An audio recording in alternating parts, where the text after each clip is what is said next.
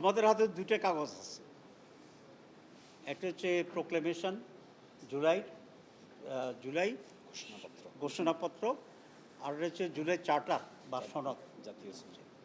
তো জাতীয় সনদ যেটা, সেটা তো আমাদের এই মিটিংয়ের আউটকাম।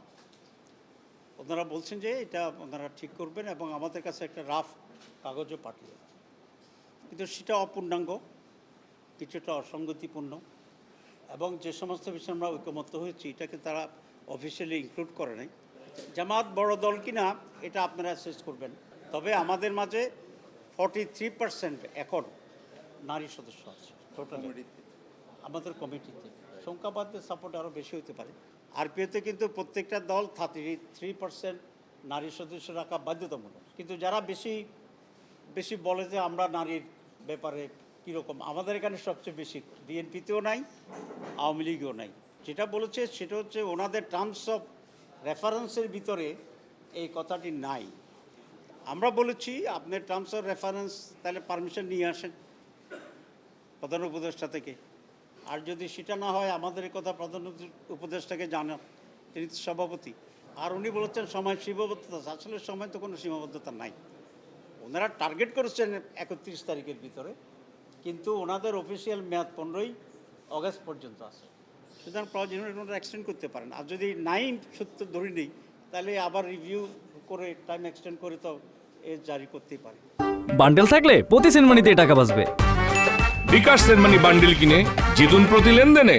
এখন প্রশ্নটি আসছে যে এই যে ঐক্যমত্য আসলো যেগুলোতে, সেগুলার ভবিষ্যৎ কী? কারণ আমরা বলছি যে এটাকে আইনি ভিত্তি দিতে হবে, কিন্তু আইনি ভিত্তি না দিলে এটা তো একটা খাওয়া দাওয়া আলাপ আলোচনা করে শেষ হলো। অথবা আমরা রিকমেন্ড করলাম, অঙ্গীকার করলাম, কি অঙ্গীকার করলাম, কার কাছে অঙ্গীকার করলাম? অঙ্গীকার ভাঙ্গেলে মানুষ কি বলে, এ ওয়াদা রাখে না, এতটুকু ছাড়া তো আর কিছুই নেই। তো আমাদের দেশে ওয়াদা রাখে না, এই কথা কইলে লজ্জা পাওয়ার মতো রাজনীতি এখনও তো তৈরি হয়নি। এই জন্য আমরা বলেছি আমাদের সমস্ত পরিশ্রম সার্থক হবে। আমাদের এটা প্রয়োজন যে অ্যাগ্রিড রিফর্ম যেগুলো হয়েছে পয়েন্টস, এগুলোকে আইনি ভিত্তি দিতে হবে। কেউ কেউ বলছেন যে এটা এখন দরকার নাই, আগামী পার্লামেন্টে যারা জিতবে তারা গিয়ে এটা করবে। আপনি আগামী পার্লামেন্টে যাবেন, তাহলে এই পার্লামেন্ট ইলেকশন কীভাবে হবে? আগের নিয়মে হবে? আগের নিয়মে গেলে সংস্কার কী হইল? আমরা বলছি এটা একেবারে অর্থহীন একটা প্রলাপের মতো মনে হয়, কারণ আমরা পরিশ্রম করছি এটাকে ইমপ্লিমেন্ট করার জন্য। এখন কেউ কেউ প্রশ্ন উঠেছে যে এই সরকারের পক্ষে আইনগত ভিত্তি দেওয়া সম্ভব কি না। আমরা বলেছি যদি সম্ভব হয় তাহলে করবেন, আর যদি অসম্ভব হয় তাহলে আমরা করবো কী করে?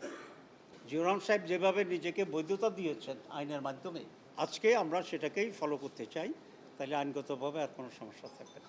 এরপরে এরশাদের সময়ও এরকম প্রোক্লেমেশন জারি করার মাধ্যমে তার গভর্নমেন্টকে বৈধ দিয়েছে, পরে পার্লামেন্ট এসে এটাকে রেটিফাই করেছে।